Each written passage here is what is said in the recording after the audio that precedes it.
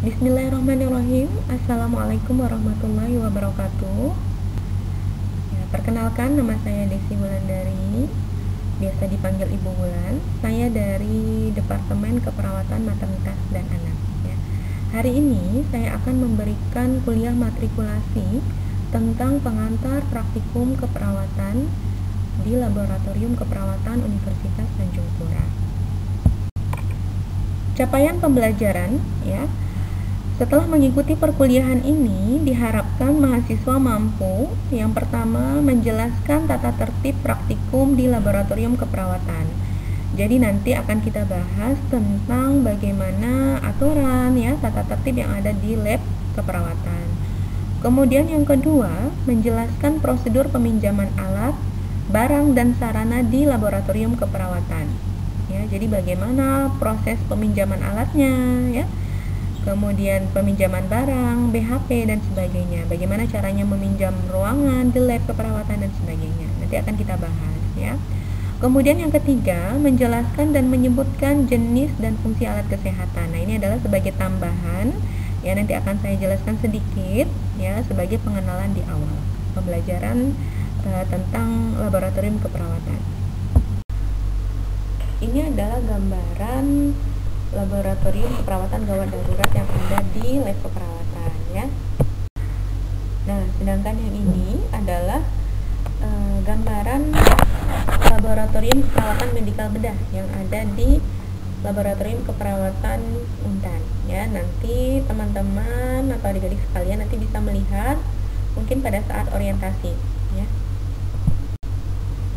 Oke, sekarang saya akan membahas yang pertama adalah tentang tata tertib praktikum di laboratorium keperawatan. Apa saja tata tertibnya nanti akan kita bahas. Ya, yang pertama ya, mahasiswa dan staf dosen yang akan menggunakan ruangan laboratorium keperawatan wajib menghubungi penanggung jawab laboratorium keperawatan atau laboran ya, minimal 2 hari sebelum pelaksanaan praktek laboratorium ya. Jadi paling tidak 2 hari sebelum praktek di lab ya, mahasiswa itu sudah harus menghubungi laboran ya untuk peminjaman ruangan ya, kemudian peminjaman alat maupun peminjaman BHP ya. Jadi misalkan adik-adik semua mau akan melaksanakan praktikum keperawatan dasar di hari Rabu ya, minimal hari Seninnya itu adik-adik sudah harus meminjam ruangan ya, meminjam alat maupun meminjam BHP di hari Seninnya gitu ya. Boleh nggak kalau misalnya kita pinjamnya di hari Jumat atau hari Kamis sebelumnya, minggu sebelumnya gitu ya, silakan saja, nggak apa-apa gitu ya. Yang penting paling tidak, paling lambat gitu ya 2 hari sebelum pelaksanaan praktikum itu ruangan udah harus dipinjam gitu ya. Nah, kalau misalnya praktikumnya itu dilaksanakan di hari Rabu, boleh nggak Bu kalau misalnya kita pinjamnya dari Selasa? Nggak boleh gitu ya. Kenapa? Karena kenapa kita beri jeda 2 hari, paling tidak 2 hari? Karena laboran juga perlu mempersiapkan alat-alat yang akan digunakan, kemudian BHP yang diperlukan tuh apa aja gitu ya, kemudian mengatur jadwal dan ruangan yang akan digunakan itu butuh waktu ya, sehingga paling tidak 2 hari sebelum praktikum dilaksanakan ruangannya udah harus dipinjam gitu ya. Kemudian tata tertib yang kedua adalah pemakai atau pengunjung ruangan laboratorium keperawatan wajib ikut menjaga dan memelihara semua fasilitas ataupun peralatan yang ada di dalam ruangan laboratorium keperawatan. Jadi pengguna itu wajib menjaga ya semua fasilitas yang ada di ruangan lab ya. Misalnya ada AC ya wajib dijaga, jangan dirusak. Ada tempat tidur atau bed itu wajib dijaga, jangan sampai dirusak. Kemudian yang ketiga ya, setelah memakai peralatan ruangan laboratorium keperawatan, pemakai atau pengunjung ruangan laboratorium keperawatan wajib membersihkan, merapikan dan mengembalikan alat pada tempat semula serta telah diketahui oleh penanggung jawab laboratorium keperawatan. Jadi kalau misalnya ruangannya sudah selesai digunakan ya wajib dibersihkan, wajib dirapikan. Kalau misalnya ada sampah bekas BHP yang sudah selesai dipakai itu wajib buang ke tempat sampah, wajib dibersihkan gitu ya. Misalnya tempat tidurnya tadi digeser nih, nah kemudian kembalikan lagi posisinya seperti semula. Kemudian AC yang digunakan wajib dimatikan dan sebagainya ya. Selanjutnya ya, poin 4, pemakai atau pengunjung ruangan laboratorium keperawatan diharapkan melepas sepatu atau sandal.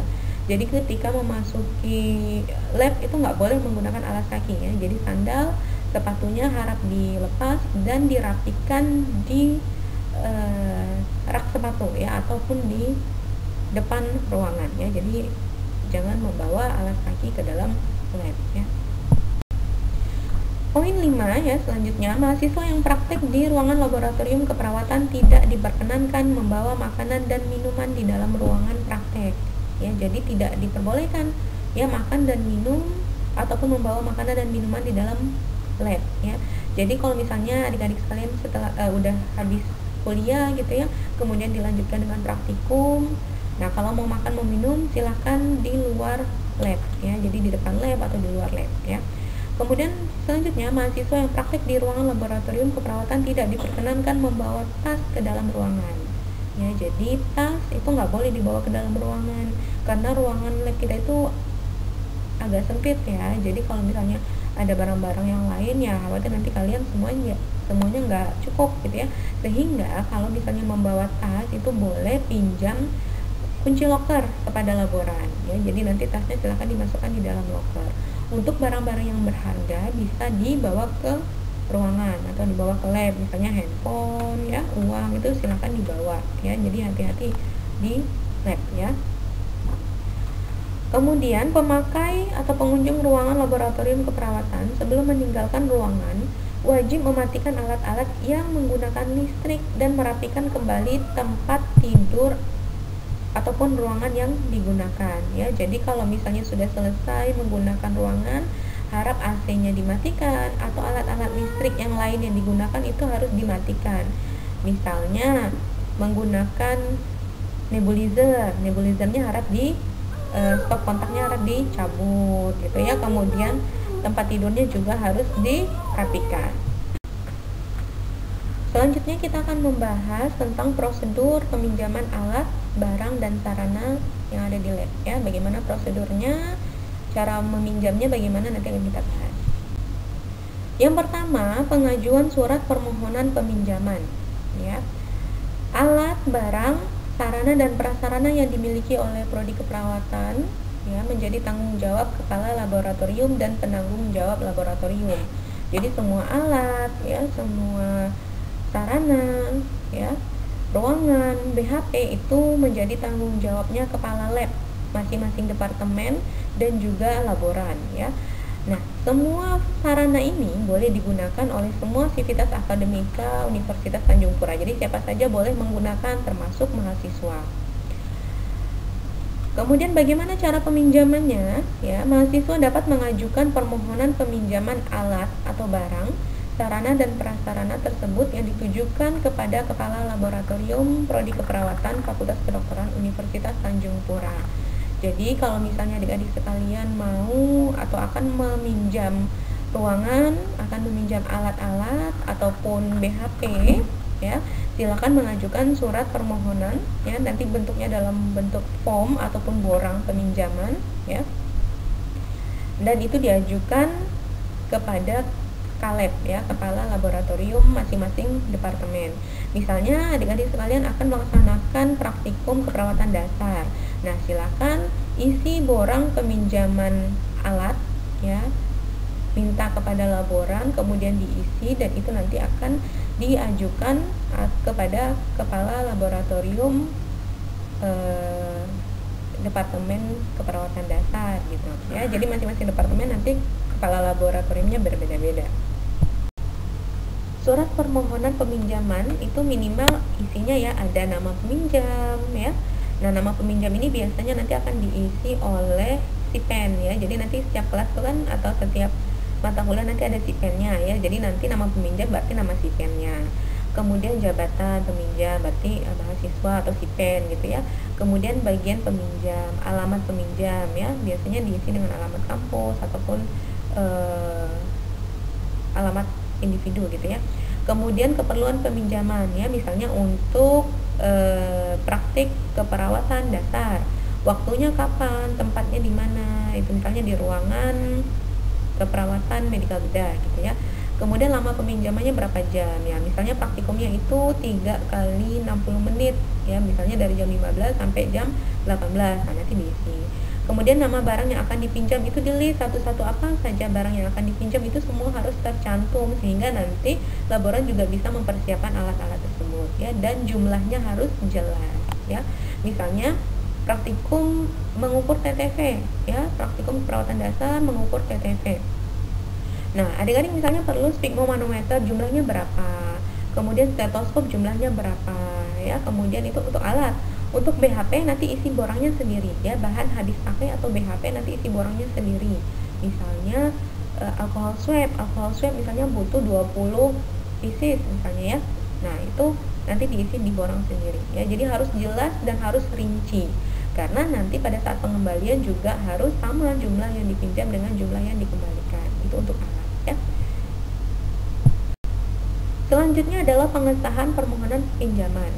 Penanggung jawab laboratorium akan memeriksa kebenaran surat permohonan pinjaman tersebut, dan penanggung jawab laboratorium mempunyai hak kuasa penuh untuk menerima dan menolak setiap surat permohonan pinjaman yang masuk, terutama melihat kepentingan peminjaman alat, barang, sarana, dan prasarana, dan diketahui oleh kepala laboratorium ya. Jadi nanti setelah borang peminjaman tadi diisi ya, formnya tadi diisi ya, alatnya apa saja gitu ya, kemudian bahan habis pakainya apa aja, terus berapa banyak, nanti laboran akan mengecek nih ya.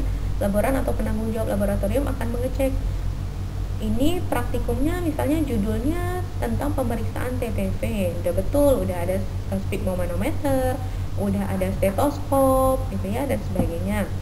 Kemudian tapi kok misalnya ada satu alat yang ini tidak sesuai dengan SOP yang ada di pemeriksaan TTV ya. Misalnya kok ada meminjam hekting, misalnya gunting hekting, ini loh gunting hekting ini untuk apa gitu ya. Nah, nanti laboran akan mengecek. Kalau misalnya alat yang dipinjam ini nggak sesuai, maka bisa saja laboran menolak untuk memberikan pinjaman alat tersebut. Nah, kemudian yang jadi pertanyaan, Bu, kira-kira kita tahu dari mana nih alat-alat yang mau dipinjam ini apa aja gitu ya. Nah, silakan nanti konfirmasi ke dosen yang bersangkutan ya. Jadi nanti minta SOP atau standar operational procedure kepada dosennya. Nah, di situ sudah tertera alat-alat dan bahan yang akan digunakan apa aja. Nah, nanti alat dan bahan itu yang akan kalian isi di borang peminjaman alat gitu ya. Pemohon yang tertulis dalam surat permohonan peminjaman menjadi penanggung jawab terhadap alat, barang, sarana, dan prasarana yang dipinjamnya. Jadi si pen atau pemohon itu yang bertanggung jawab nanti terhadap alat-alat yang dipinjamnya. Kalau misalnya ada temannya yang merusak, ya silakan berkoordinasi gitu ya, tapi yang bertanggung jawab sepenuhnya tetap si pen. Tahap selanjutnya yaitu pengisian surat pinjaman. Tahapan ketiga ini adalah pengisian surat pinjaman bagi yang surat permohonan pinjamannya telah diperiksa dan disetujui oleh penanggung jawab laboratorium dan diketahui oleh kepala laboratorium. Jadi kalau misalnya udah disetujui untuk peminjaman ruangan, baru nanti mengisi borang peminjaman alat dan BHP. Berikutnya adalah penyerahan pinjaman dan pengecekan awal ya. Nah, mahasiswa nanti yang meminjam atau si pen itu menerima alat, barang, sarana, dan prasarana yang dipinjam tersebut dan melakukan pengecekan awal terhadap semua barang yang dipinjam. Ya, jadi nanti ya sebelum barang-barang itu dipinjam, kan barangnya udah disiapkan dulu nih oleh laboran. Nah, nanti si pen bersama dengan laboran itu sama-sama mengecek ya kondisi alat, ya jumlahnya ya, dan BHP yang dipinjam ya. Jadi sama-sama dicek. Jadi kalau misalnya rusak di awal itu kan bisa diganti. Jangan sampai nanti si pen atau mahasiswa nggak ngecek di awal, ternyata barangnya rusak gitu ya, begitu dikembalikan rusak. Nah, nanti jadi pertanyaan oleh laboran, ini barangnya kok bisa rusak? Nah, nanti malah disuruh ganti gitu ya. Makanya di awal itu harus dicek ya. Jadi bersama laboran mengecek alat-alat tersebut ya. Selanjutnya, pemohon dapat mempergunakan alat, barang, sarana, dan prasarana pinjaman tersebut untuk keperluan yang dimaksud dan bertanggung jawab penuh terhadap alat atau barang sarana dan prasarana pinjaman tersebut. Kalau sudah selesai dicek bersama-sama dengan laboran, baru alat dan bahan itu boleh digunakan, dipinjam gitu ya. Dan pastikan kondisi alat yang digunakan itu adalah baik. Kemudian pengembalian pinjaman dan pengecekan akhir. Setelah selesai mempergunakan alat, barang, sarana dan prasarana pinjaman tersebut, maka pemohon pinjaman harus segera mengembalikan alat, barang, sarana dan prasarana pinjaman tersebut dan melakukan pengecekan akhir terhadap semua barang pinjaman, dan harus sesuai dengan kondisi awal pada saat barang tersebut dipinjam. Jadi seperti pengecekan di awal gitu ya, pengecekan di akhir juga harus dicek. Jadi nanti setelah selesai praktikum ya, si pen beresin alatnya bersama dengan teman-temannya tadi menggunakan gitu ya, diberesin, dirapikan, kemudian dibalikan ke laboran. Nah, setelah selesai praktikum tadi sama-sama ngecek nih, si pen dan laboran harus sama-sama ngecek kondisi alatnya baik. Kalau ternyata pada saat pengecekan akhir kondisinya ada yang rusak gitu ya, maka nanti si pen yang bertanggung jawab untuk mengganti alat tersebut. Kalau bukan si pen yang merusakkan, nah nanti bisa berkoordinasi dengan mahasiswa yang merusak. Jadi harus sama-sama bertanggung jawab ya. Jika ternyata pada saat pengembalian alat ataupun barang ataupun sarana dan prasarana pinjaman tersebut dinyatakan rusak, maka pemohon pinjaman harus bertanggung jawab terhadap alat tersebut ya. Nah, itu tadi. Jadi kalau misalnya ada yang rusak, nah maka harus bertanggung jawab dan harus mengganti. Tahapan terakhir adalah pengisian surat pengembalian. Tahapan terakhir adalah pemohon harus mengisi tanggal pengembalian alat, barang, sarana dan prasarana pinjaman tersebut pada format pengisian tanggal pengembalian yang telah disediakan. Setelah pemohon mengisi tanggal pengembalian, maka proses peminjaman ini dinyatakan selesai. Jadi kalau misalnya tadi udah dicek di akhir alat barang-barang yang dipinjam itu sudah dicek bersama dengan laboran, terakhir si pen atau mahasiswa mengisi surat pengembalian bahwa barang-barang ini yang dikembalikan jumlahnya sama dengan jumlah yang dipinjam dan kondisinya baik gitu. Nah, ini adalah akhir dari proses peminjaman alat. Oke, itu tadi adalah untuk proses peminjaman alat ya, barang maupun BHP yang ada di lab. Selanjutnya saya akan membahas sedikit mengenai pengenalan alat kesehatan. Nah, ini adalah gambaran alat-alat yang ada di laboratorium keperawatan. Ini adalah ruangan alat atau ruangan instrumen ya. Definisi atau pengertiannya, alat itu apa sih? Alat adalah benda yang digunakan untuk mengerjakan sesuatu yang fungsinya untuk mempermudah pekerjaan. Itu alat ya. Alat kesehatan adalah instrumen, mesin yang tidak mengandung obat yang digunakan untuk mencegah, mendiagnosis, menyembuhkan dan meringankan penyakit, merawat orang sakit serta memulihkan kesehatan pada manusia, dan atau untuk membentuk struktur dan memperbaiki fungsi tubuh. Yaitu definisi dari alat kesehatan. Ini adalah penggolongan alat ya. Alat menurut fungsinya. Menurut fungsinya alat dibagi menjadi dua, yaitu peralatan medis dan peralatan non medis. Peralatan medis misalnya adalah Nierbecken, ya, pinset, urinal, gunting jaringan, itu peralatan medis, ya. Kemudian peralatan non medis misalnya genset, ya, pengeras suara, ya. Nah, itu adalah alat yang non medis. Tadi menurut fungsi, kemudian menurut pemakaiannya, ada barang habis pakai dan barang yang dipakai secara terus-menerus. Barang habis pakai itu adalah barang yang sekali dipakai yang langsung habis atau langsung tidak bisa digunakan lagi, ya, sifatnya adalah disposable. Misalnya spuit itu kan nggak bisa ya digunakan berulang kali, jadi sekali pakai langsung dibuang, ya, nggak bisa digunakan lagi. Plester yang udah ditempel di kulit kan nggak mungkin dilepas lagi kemudian ditempel ke bagian kulit yang lain, kan nggak mungkin ya. Nah, itu jadi disebut sebagai barang habis pakai, ya. Kemudian handscoon juga, ya, jadi sekali pakai langsung dibuang. Kemudian ada barang dipakai secara terus-menerus, misalnya tadi termometer. Nah, termometer itu kan nggak mungkin ya sekali dipakai langsung dibuang, tuh enggak, tapi bisa didisinfektan atau dibersihkan, ya. Jadi masih bisa dipakai berulang-ulang kali sampai kondisinya rusak atau sudah tidak layak pakai lagi. Kemudian sphygmomanometer atau tensimeter, ini kan juga tidak sekali pakai buang ya, tapi bisa dipakai berulang kali. Pinset, bak instrumen, ini semua bisa dipakai berulang kali, cuman prinsipnya adalah harus dibersihkan lagi atau harus disterilkan lagi setelah digunakan. Seperti pinset misalnya digunakan untuk perawatan luka pada pasien A.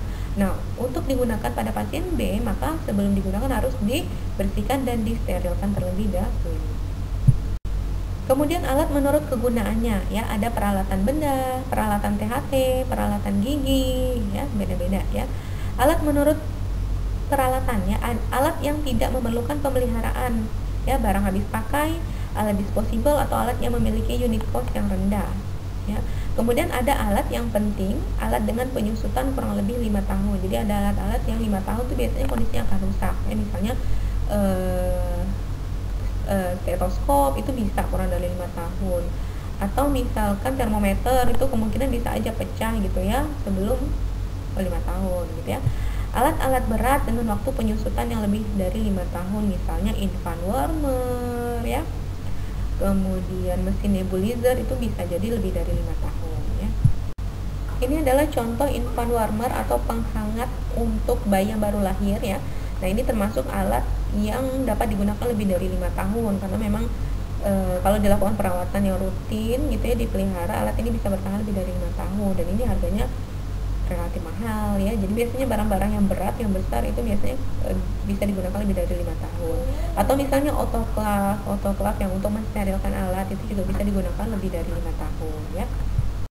Kemudian pembagian alat menurut macam dan bentuknya. Ada alat-alat yang kecil, misalnya squeeze, jarum, kateter, itu kan kecil ya.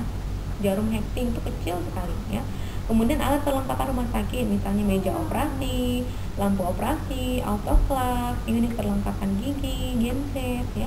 Kemudian ada peralatan laboratorium, misalnya pinset, korentang, termometer, stetoskop dan sebagainya. Jenis dan fungsi alat kesehatan ya. Alat-alat untuk perawatan, misalnya plester untuk menutupi luka ya, dilengkapi dengan perekatnya ya. Kemudian gaz ya atau kasa ya untuk menutupi luka dan pembalut. Alat perawatan selanjutnya misalnya adalah hot water bottle atau botol panas atau guli-guli panas yang digunakan untuk kompres panas ya. Biasanya ini digunakan untuk teknik manajemen nyeri ya, dengan menggunakan guli-guli panas ya untuk mengurangi nyeri. Kemudian colostomy bag atau kantong colostomy ya untuk menampung feses ya pada pasien setelah operasi kolon. Misalnya pada pasien yang tidak memiliki anus ya atau atresia ani, kemudian dibuat lubang stoma ya, dibuat lubang stoma di perutnya ya untuk mengeluarkan feses ya. Kemudian alat perawatan lainnya misalnya urinal ya untuk menampung urin pada pasien yang tidak boleh atau tidak bisa ke WC. Jadi misalnya pasien yang harus tidur terus atau bed rest total ya, kemudian dia ingin berkemih bisa menggunakan urinal, ataupun bedpan ya untuk menampung feses pada pasien yang tidak boleh atau tidak bisa ke WC, atau pasiennya mau BAB gitu ya, kemudian nggak boleh ke WC karena dia harus istirahat total sehingga bisa menggunakan bedpan. Berikutnya adalah alat perawatan lain ya, misalnya adalah bak instrumen ya. Bak instrumen ini ya, contohnya ya untuk tempat menyimpan alat-alat perawatan. Jadi misalnya kita mau melakukan perawatan luka ya, jadi ada gunting hexing ya, kemudian ada pinset anatomis, ada pinset chirurgis ya. Nah, alat-alat yang kecil-kecil itu dimasukkanlah ke dalam bak instrumen ya. Jadi bak instrumen ini juga harus steril prinsipnya ya. Kemudian Nerbecken ya. Nerbecken ini adalah tempat untuk menyimpan alat-alat kotor ya. Misalnya gunting yang udah dipakai buat perawatan luka, pinset yang udah dipakai itu nanti setelah yang dipakai dimasukkan ke dalam Nerbecken ya. Atau kasa bekas ya, kasa yang udah digunakan untuk merawat luka ya, sampah medis atau handscoon yang kotor, itu barang-barang yang kontaminan itu sudah nanti dimasukkan ke dalam Nerbecken. Berikutnya adalah alat untuk tindakan medis, misalnya adalah gloves atau handscoon ya, atau sarung tangan ya, untuk melindungi tangan dari pengaruh lingkungan sekeliling ya. Nah, sarung tangan itu ada sarung tangan bersih ya, ada handscoon bersih, ada handscoon steril. Kalau handscoon bersih itu digunakan untuk tindakan-tindakan yang biasa, misalnya pemeriksaan fisik, TTP, mengukur TTP, itu pakai handscoon bersih aja cukup ya. Kemudian kalau handscoon steril itu digunakan pada tindakan invasif ya, misalnya kita akan melakukan perawatan luka yang sifatnya steril gitu ya, atau misalnya kita akan menjahit luka, menjahit kulit gitu ya, itu juga menggunakan handscoon steril ya. Kemudian squid atau syring ya, tujuannya adalah untuk menyuntik, bisa untuk mengambil darah, untuk menginjeksikan obat dan sebagainya. Alat medis lainnya misalnya adalah intravenous catheter atau IV cat ya. IV cat ini untuk memasukkan cairan ke dalam vena. Jadi IV cat ini seperti jarum infus ya. Jadi kalau di orang awam bilangnya jarum infus atau IV cap ya. Jadi untuk memasukkan cairan ke dalam vena ya. Kemudian infusion set atau infus set ya, selang yang digunakan untuk pemberian cairan infus ya. Berikutnya ada transfusion set atau set transfusi ya. Jadi mirip seperti selang infus, cuman ini digunakan untuk pemberian transfusi darah. Jadi bedanya nanti dia ada saring-saringannya ya di tabung reservoir ini ya. Selain alat perawatan, kemudian alat medis, ada juga alat untuk diagnosa penyakit ya. Misalnya adalah chart vision Snellen atau Snellen chart. Ini digunakan untuk memeriksa visus atau ketajaman penglihatan ya.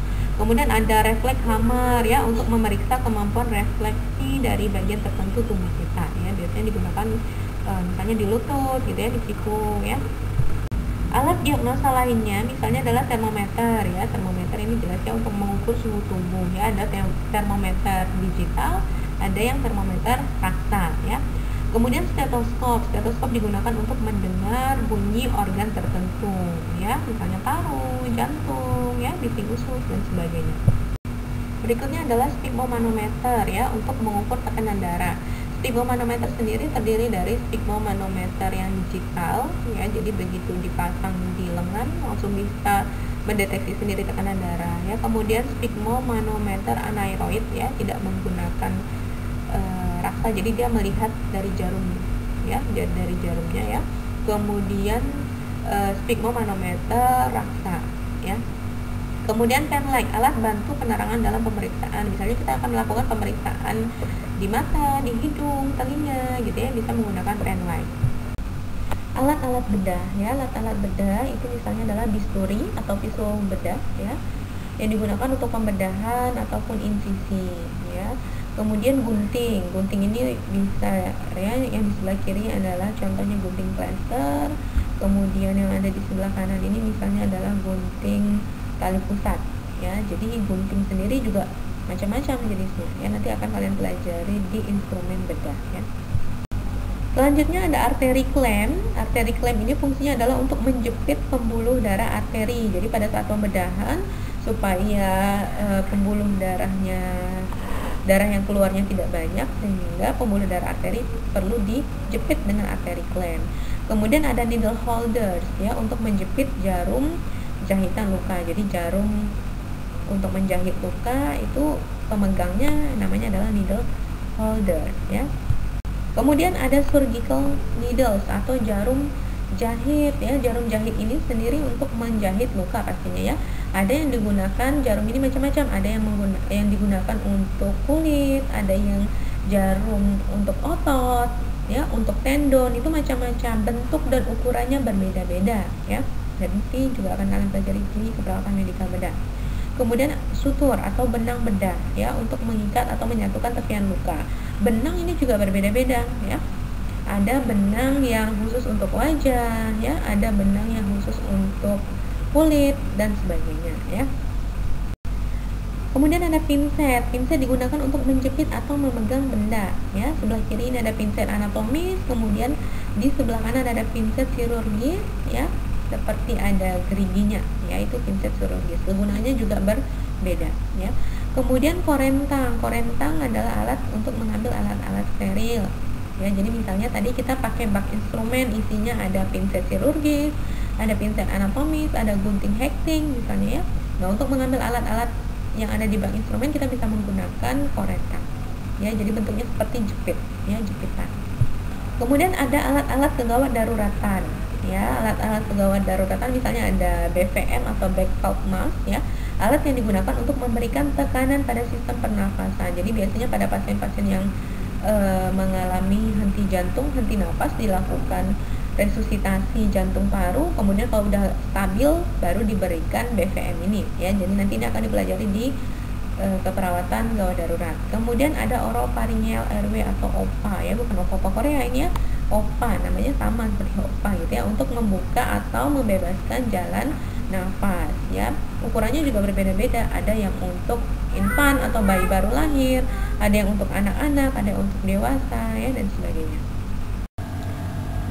Alat kegawat daruratan lainnya misalnya adalah endotracheal tube, ya. Ini digunakan untuk menjamin jalan nafas tetap terbebas, ya, tetap bebas misalnya pada pasien-pasien yang tidak sadarkan diri, ya, supaya lidahnya tidak jatuh ke belakang dan menutup jalan nafas, maka bisa menggunakan endotracheal tube ini, ya.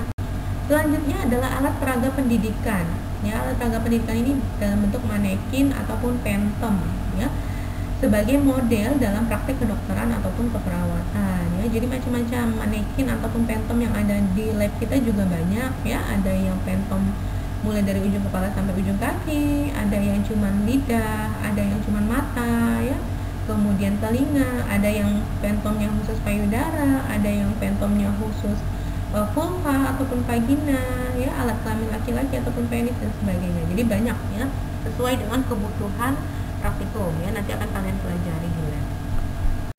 Nah, ini adalah gambaran phantom yang ada di laboratorium keperawatan. Ini, ya, di sebelah kiri ini ada jantung, dari bawah ya ada jantung, ya, kemudian ada mata, kemudian di sebelah kanan ini ada manekin dalam bentuk janin, ya, mulai dari 0 minggu sampai usia 38 minggu tuh ada, ya. Jadi banyak contohnya, nanti bisa kalian pelajari di lab. Ini juga masih sama, ya, contoh manekin, ya, ada contoh rangka, ya, kemudian ini ada tangan, ya, lengan, ya, biasanya digunakan untuk praktikum pemasangan infus, ya, atau transfusi darah, ya. Ya, yang ditutup kain putih itu adalah contoh manekin vulva, ya, ataupun vagina, ya, biasanya digunakan untuk praktikum persalinan, ya, ataupun praktikum pemasangan alat kontrasepsi, ya, dan sebagainya. Nah, yang ini adalah contoh manekin untuk dilakukan RJP atau resusitasi jantung paru, ya. Nanti bisa kalian pelajari di praktikum KGD atau kegawat daruratan.